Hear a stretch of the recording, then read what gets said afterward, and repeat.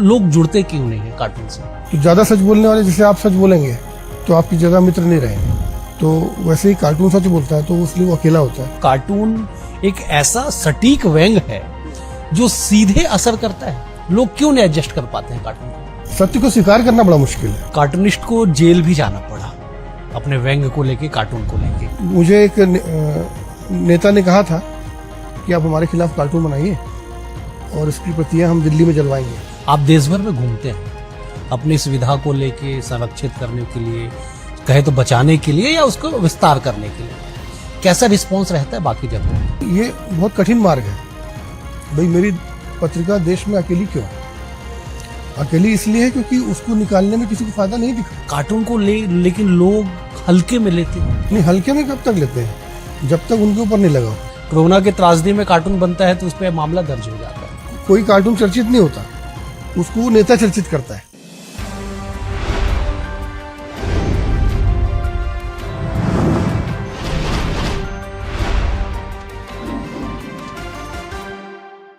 नमस्कार, हमारे खास कार्यक्रम में आप सभी का स्वागत है। मैं हूं डॉक्टर अवधेश मिश्रा। आप सियासत में, पत्रकारिता में कई तरह के विधाओं को आप देखते समझते हैं, लेकिन कार्टून और कार्टूनिस्ट एक ऐसी विधा जिसे संरक्षण और सहेजने की आवश्यकता है। हालांकि इसका इतिहास 1848 का है, लेकिन मौजूदा समय में कार्टून से जिस तरह से दूरियां बनती जा रही है, एक बड़े माध्यम के लिए एक चिंता का सबब है।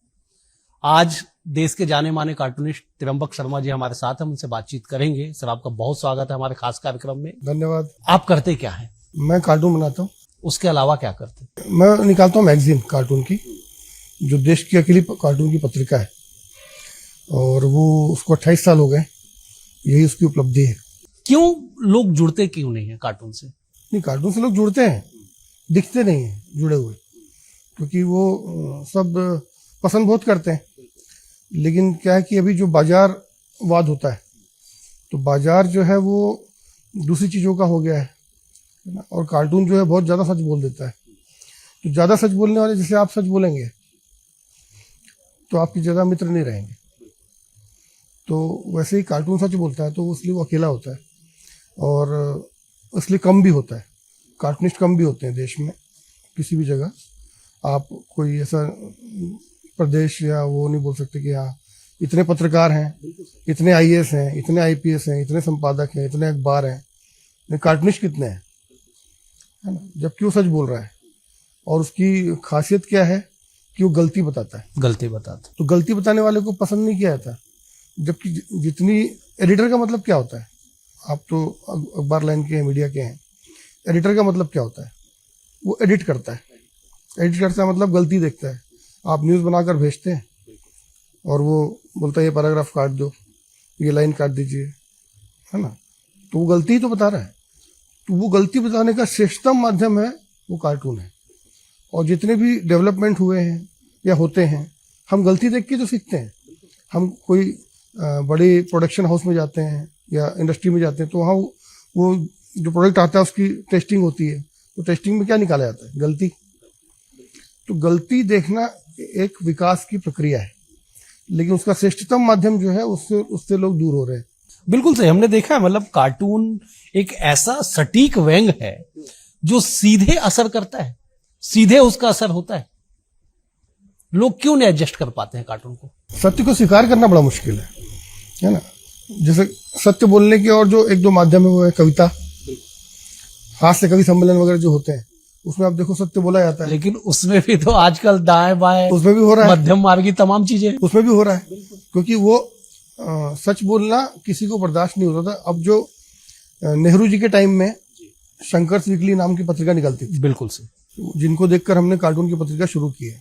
शंकर पिल्लई नाम के कार्टूनिस्ट थे, वो नेहरू जी के मित्र थे। तो नेहरू जी ने उनको कहा था कि डोंट स्पेयर मी शंकर, यानी मुझे भी मत छोड़ना, और उन्होंने नहीं छोड़ा।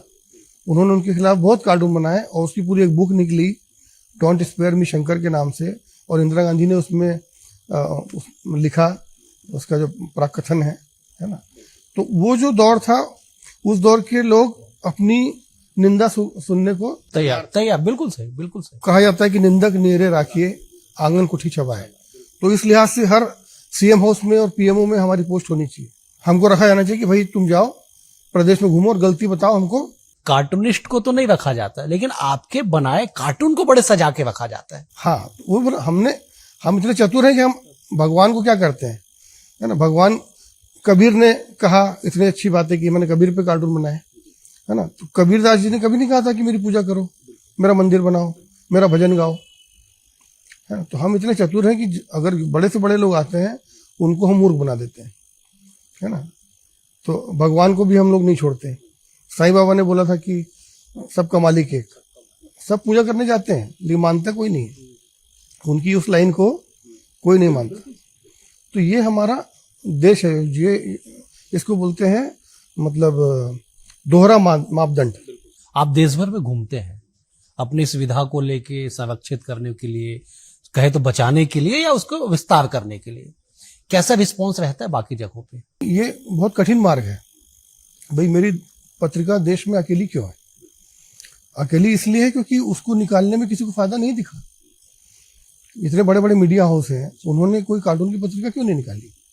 वो बच्चों की निकाल देते हैं, कॉमिक्स। हाँ, तमाम है, अखबारों के सबलेट भी आते हैं, बच्चों की कॉमिक्स निकाल देते हैं। लेकिन जो सत्य बोलने वाला, जो पॉलिटिकल कार्टून होता है या सोशल कार्टून होता है, समाज के लिए जो कार्टून होता है, वो उसकी कोई पत्रिका को निकालना नहीं चाहता, क्योंकि उनको लगता है कि निंदा करेंगे तो हमें विज्ञापन नहीं मिलेंगे, तो विज्ञापन नहीं मिलेंगे तो चलेगी कैसे।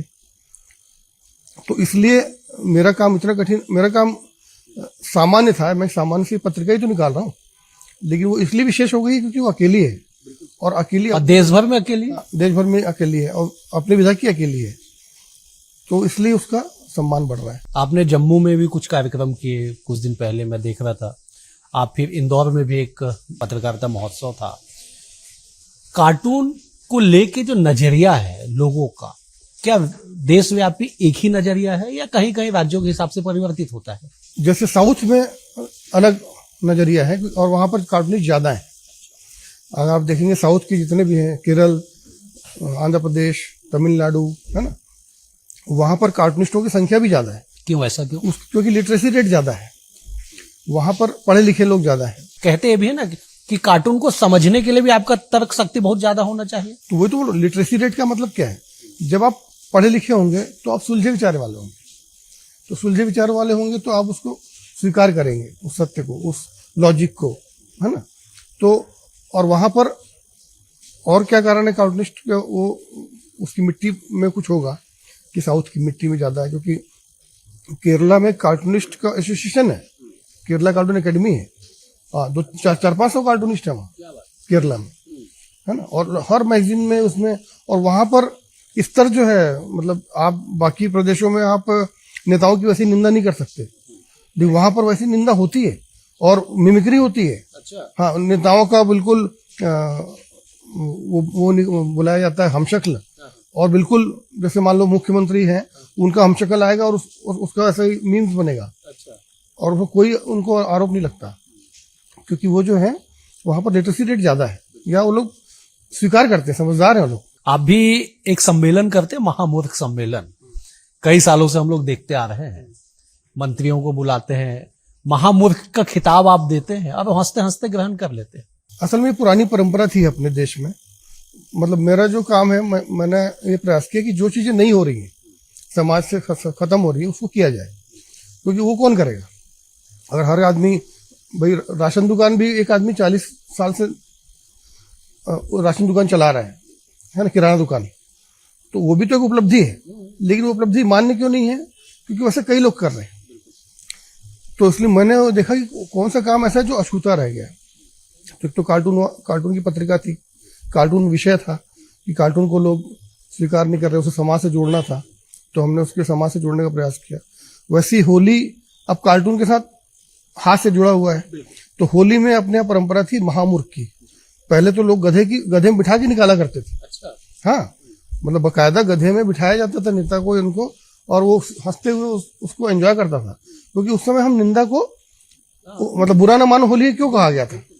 बुरा ना मानो का होली का मतलब ये था कि आज आप कुछ भी बोल सकते हो किसी को भी, और वो बुरा नहीं मानेगा। उस नेक्स्ट डे फिर रिफ्रेश होकर अपने काम में लग जाएगा, वो उसका पकड़ के नहीं रखेगा। लेकिन अब पकड़ने वाले लोग आ गए, तो हमने उसका फॉर्मेट चेंज किया कि मूर्खता क्या है। अब मूर्खता यह है कि अवधेश जो है सच बोलते हैं, त्रयंबक शर्मा प्रैक्टिकल नहीं है ना। ये अपनी बात हर जगह जाके अपनी सच्चाई बोल देते हैं, गलत बात है। तो बचपन से हमको क्या सिखाया गया? सच बोलो, सच बोलना अच्छी बात है, झूठ बोलना बुरी बात है, ये हमको सिखाया गया। लेकिन कोई सच बोलता है? तो मैं सच बोलने वाले मार्ग में हूँ। तो जो भी आदमी की अच्छाई है वो मूर्खता हो गई अब। तो हमने वैसे ही नेताओं की अच्छाइयाँ ढूंढी, जैसे बिजमोहन अग्रवाल रात को 3 बजे तक मिलते थे, सुबह 4 बजे तक मिलते हो? सुबह 4 बजे तक मिलते थे। तो हमने उनकी मूर्खता को देखकर उनको वो वाला सम्मान दिया, है ना। भूपेश बघेल को हमने, उस समय परिवहन मंत्री थे, तो उनको सम्मान दिया। तो ऐसा हमने अलग अलग लोग, तो उनकी जो अच्छाई है उसको मूर्खता के रूप में पेश करते हैं, और वो मूर्खता करने योग्य है। कार्टून में काफी गंभीर संदेश होते हैं। आप कार्टून बनाते हैं, काफी गहराई से अध्ययन होता है, उसके बाद आप कोई कार्टून तैयार करते हैं। ऐसा कोई मजाक नहीं है कार्टून बना देना। कार्टून को लेकिन लोग हल्के में लेते हैं, क्यों ऐसा? नहीं, हल्के में कब तक लेते हैं? जब तक उनके ऊपर नहीं लगा हो। अगर आप किसी व्यक्ति के खिलाफ सीधा बना दे तो हल्के में कहाँ लेता है वो, है ना। फिर तो उसको पीड़ा हो जाती है। नहीं, इस विधा को लोग हल्के में, जो ये हल्की फुल्की विधा है, ये विधा ही हल्की फुल्की है। ये हल्की फुल्के अंदाज में सत्य कहने की विधा है। तो सत्य मजाक में ही कहा जा सकता है, सत्य ऐसे सीधा नहीं कहा जा सकता। तो हल्की फुल्की विधा है तो हल्के में लेना ही चाहिए, उसको गंभीरता से नहीं लेना चाहिए। लेकिन उसके पीछे जो मैसेज है उसको गंभीरता से लेना चाहिए। कितना रिसर्च लगता है कार्टून बनाने में? हमको तो लगता है कि साहब आपने एक पेपर उठाया, एक पेंसिल उठाया और कुछ आपने ड्रॉ कर दिया, कार्टून तैयार। हाँ, तो वैसे ही लगता है जैसे आपने मोबाइल उठाया, इंटरव्यू लिया, देखा ये जब सेटअप दिखता है तो समझ में आता है कि मेहनत कितने आदमी लगे। तो वैसे ही जो आदमी उसमें, जिस आदमी में कला हो, अपना कटाक्ष करने की क्षमता हो, विषय का ज्ञान हो, है ना, और दिमाग खुला हो, है ना, वो कि बायस्ड ना हो, तो वो कार्टूनिस्ट बन पाता है। तो 3-4 चीजें एक साथ बहुत मुश्किल से मिल पाती हैं, तो इसलिए वो लोग कम है हमारे। कार्टून की दुनिया में जब हम जाते हैं तो आर.के. लक्ष्मण जैसे बड़े नाम सुनाई देते हैं, लेकिन 5 नाम अगर मैं पूछूं, आप तो ठीक, आप उस विधा के माहिर है, देश भर में प्रख्यात है आप, लोगों को 5 नाम नहीं पता कार्टूनिस्ट के। शायद मुझे भी ना पता हो, मैं अध्ययन करके आया तो मुझे पता है। क्योंकि अभी जो है, अब अखबारों का वो समय चला गया। पहले सिर्फ सीमित अखबार थे, वही एक माध्यम थे जो लोगों को जोड़ते थे, और अखबारों में कार्टून आता था फ्रंट पेज में। टाइम्स ऑफ इंडिया में आर.के. लक्ष्मण जी को हमने रायपुर बुलाया था जोगी जी के टाइम में। तो वो एक समय था, दौर था, जब अखबार सीमित थे, अखबारों की इज्जत थी, अखबार पढ़ के ही लोग जानते थे कि देश में क्या हो रहा है। अब क्या हो गया है कि अब इतने सारे चैनल हो गए हैं, अब कार्टून का स्थान समझ लो मीम्स ने ले लिया है, रील्स ने ले लिया है ना। आज कितने अच्छे अच्छे रील्स आ रहे हैं, आप देखो, बाप बेटी का रील आ रहा है, लड़कियों का रील आ रहा है, वो मुक्त हो रही हैं तो अब नई नई बातें कर रही हैं, सास बहू के रील आ रहे हैं, है ना। तो एक अलग और एक दौर शुरू हुआ है, वो भी एक कार्टून का माध्यम है। लेकिन हमारा जो है वो अखबार बेस्ड था, और चूंकि अखबार नीचे जा रहा है तो इसलिए उसका भी ह्रास हुआ है। एक सवाल ये भी है कि कार्टून को लेके आपने बिल्कुल सही कहा कि अखबार बेस्ड कार्टून हुआ करता था, आपने उसको मैगजीन की शक्ल दी, देश में पहला कार्टून वॉच आप निकालते हैं, देश भर में प्रशंसा इसकी होती है। भविष्य क्या है इसका, मतलब मैगजीन, कार्टूनिस्ट का मैगजीन तो ईश्वर करे आप बहुत बुलंदियों तक जाए, कार्टूनिस्ट इस विधा का भविष्य क्या है? मैं इसलिए पूछ रहा हूं क्योंकि आज कार्टून बनाने के लिए साहब पेपर और पेंसिल की आवश्यकता नहीं है, एआई तो सब कुछ बना के दे रहा है, गूगल पे सब कुछ बन जा रहा है, मोबाइल पे ऐसे ऐप आ गए कि आप फोटो डालिए, कार्टून तैयार उसका। तो भविष्य इसका संकट में तो है, लेकिन उस एआई से आप चित्र बनवा सकते हैं, है ना। हालांकि हो सकता है आगे ह्यूमर भी आ जाए, लेकिन फिर भी जो ह्यूमर हम समझते हैं, क्योंकि ह्यूमर अलग अलग हर 50 किलोमीटर में चेंज हो जाता है ना। तो ह्यूमर उस व्यक्ति को ही समझ में आएगा जो उससे रिलेटेड है ना। यहाँ क्या ह्यूमर लंदन वाले को समझ में नहीं आएगा, है ना। तो इसलिए उसमें हमने जो नए कार्टूनिस्ट आते हैं या बनना चाहते हैं, तो उनको हम ये बोलते हैं कि भैया इसको हॉबी के रूप में रखो, पहले ब्रेड एंड बटर का जुगाड़ करो, है ना। कारण यह है कि हम किसी परिवार को संकट में क्यों डालें। वो मुझे, आप तो है संकट में। हाँ, मैं तो ही संकट में। तो मेरे को देखकर वो प्रभावित होकर कार्टून बनाने लग गया, और कल को उसके माँ बाप मेरे को गाली दे रहे हैं कि यार इसको तो कुछ रोजगार ही नहीं मिला। तो ये एक पागलपन का क्षेत्र है। तो उसमें जो बहुत एक्सट्रीम पागल होगा वो आएगा, जो नॉमिनल पागल लोग हैं वो अपना दूसरा कुछ साधन दूसरा ढूंढ लें और साथ में पागलपन करते रहें। जैसे आप गाना गाते हैं, डांस करते हैं, है ना। डांस करने वाला तो ये नहीं बोलता कि मेरे को नौकरी मिलेगी क्या, है ना। वो तो शादी में डांस करता है, रील बनाता है। तो ऐसे आप कार्टून बनाइए। आपने शुरुआत कैसे की इसकी, और लोगों ने, परिवार ने एक्सेप्ट कैसे किया? परिवार जो है एक्सेप्ट कैसे करेगा, अपन तो बागी लोग हैं, है ना।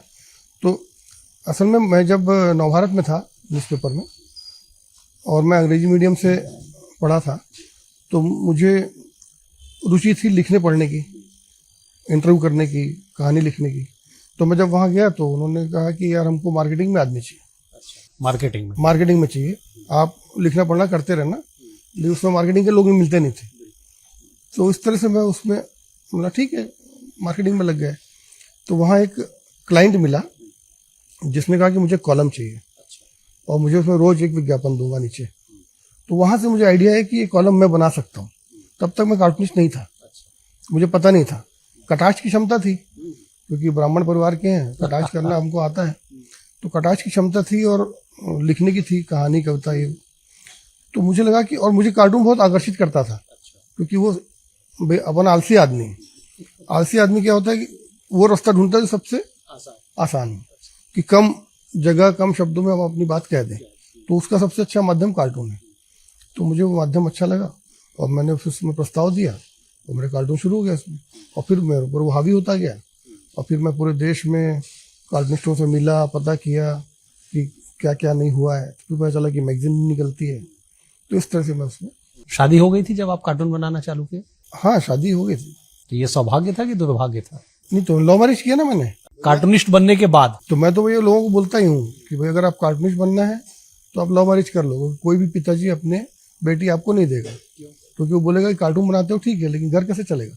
तो घर में कार्टून को लेके कुछ बातचीत, कभी आप अपने घर वालों पे कभी कार्टून बनाते हो, कुछ बात पति पत्नी की लड़ाई होती हो, तब कुछ कहने के बजाय बना के दिखा दे? नहीं, पहले हम शब्दों से बनाते थे। वो तो जब नवभारत में पहुंचे 27, मतलब मेरे ख्याल से 25 साल उम्र के बाद, तब हमको पता चला कि कार्टून बना सकते हैं, है ना। उसके पहले तो शब्दों से ही मारते थे अपन लोगों को। तो पिताजी से भी हमारा संवाद ऐसे होता था, पिताजी से खूब झगड़ा होता था। हाँ, मतलब पिताजी का भी मेरा निधन हुआ है 6 महीने पहले। हालांकि वो मेरे को बहुत सपोर्ट करते थे, उनका आशीर्वाद से ये हुआ है। लेकिन एक परिवार में वो मनभेद नहीं होता, मतभेद होता है। और पिता पुत्र में हमारे कालखंड में तो होता ही था बहुत। आजकल तो बच्चा पिताजी को झापड़ भी मार देता है। हाँ, अब तो छोटा सा बच्चा। हाँ, क्योंकि समय ऐसा हो गया कि पहले बाप बेटे को पैदा करता था, बेटा बाप को पैदा करता है। क्या बात, समय तो ऐसा हो चुका है। हम अभी कार्टूनिस्ट बन गए, देखो आप। लेकिन सवाल यह है कि लोगों को आप प्रेरित कैसे करते हैं, नए बच्चों को? नहीं, नए बच्चों को तो भाई मेरे कार्टून देखते ही हैं लोग, मैगजीन देखते हैं हमारी वेबसाइट में, लोग पूरा आजकल जुड़े हुए हैं। लोग पूछते हैं कि भाई हमको क्या करना चाहिए, तो ऐसा हम उनको गाइड कर देते हैं।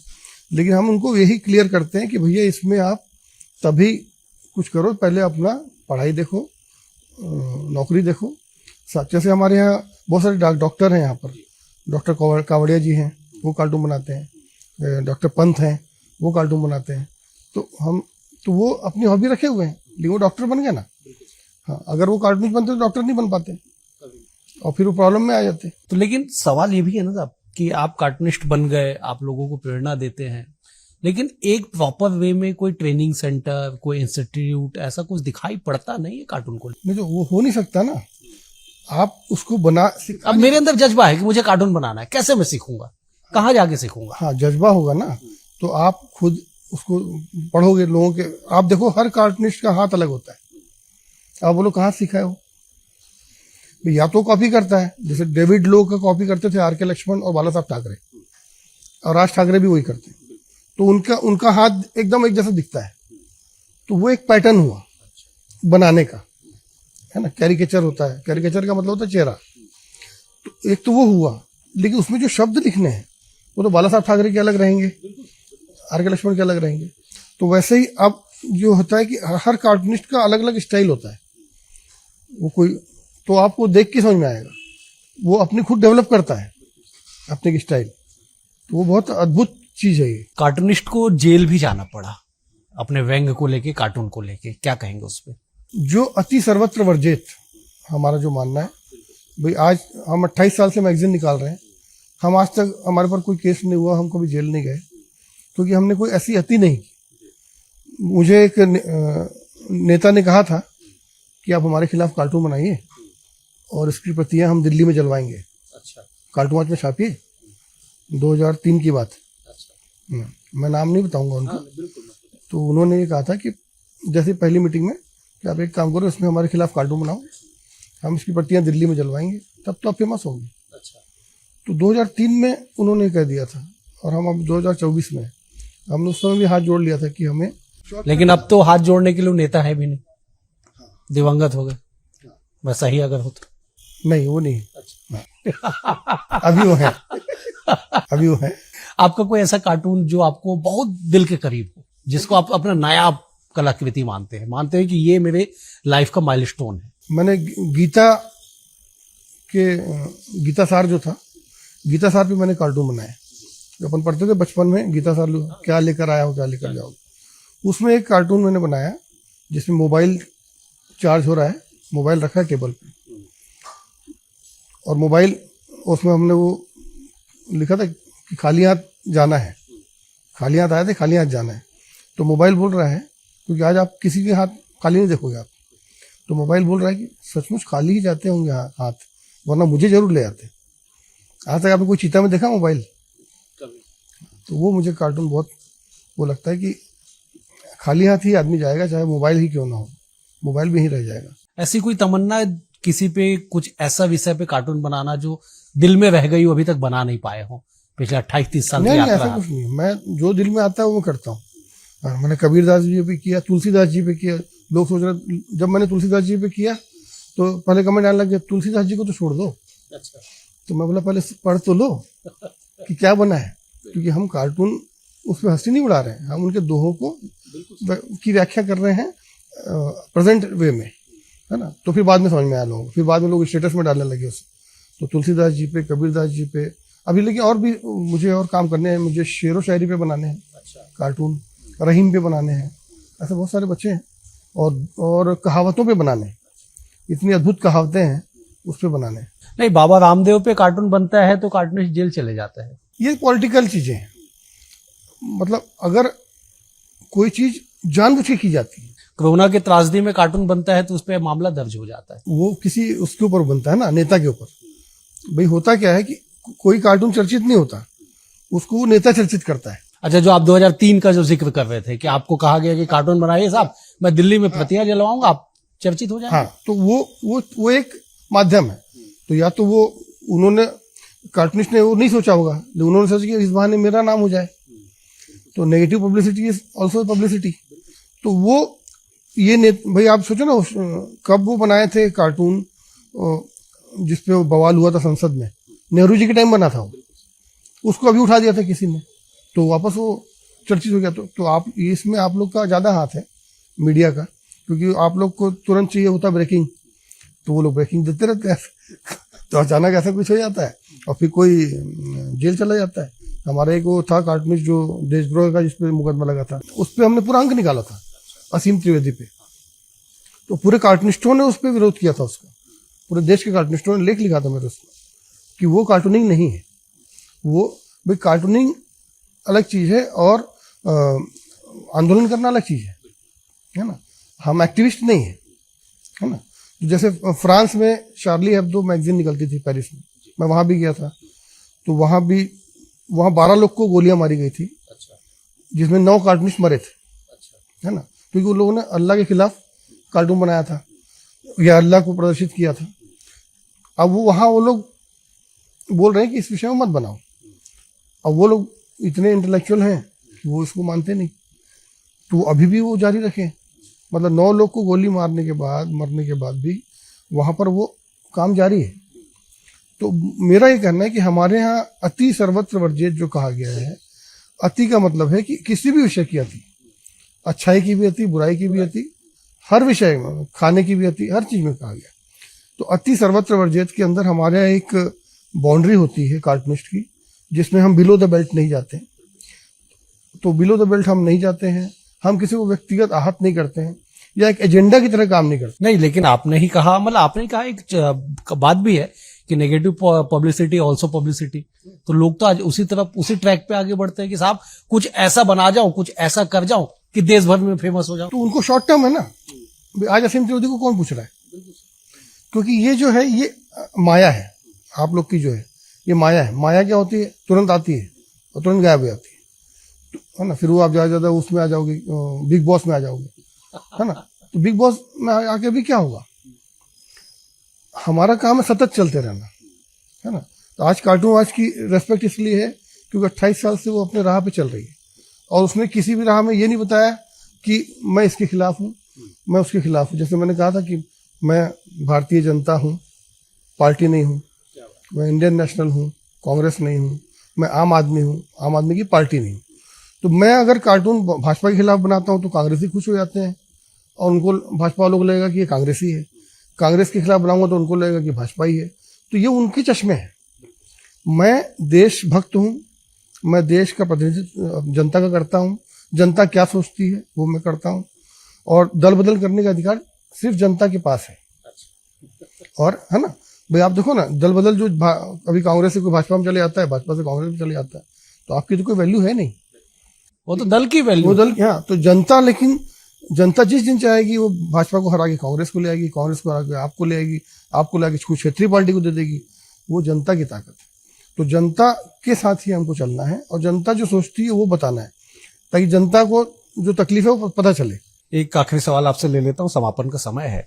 कुछ ऐसा संदेश आप कार्टूनिस्टों के लिए, नए बच्चों के लिए जो इस विधा में आना चाहते हो, कैसे आगे बढ़े और कैसे इसका एक्सेप्टेंस जो है वो और ज्यादा बढ़े? इसमें सबसे पहले तो आपको ये सोचना है कि मैं उस विषय में कार्टूनिस्ट बनना चाहता हूँ कि नहीं।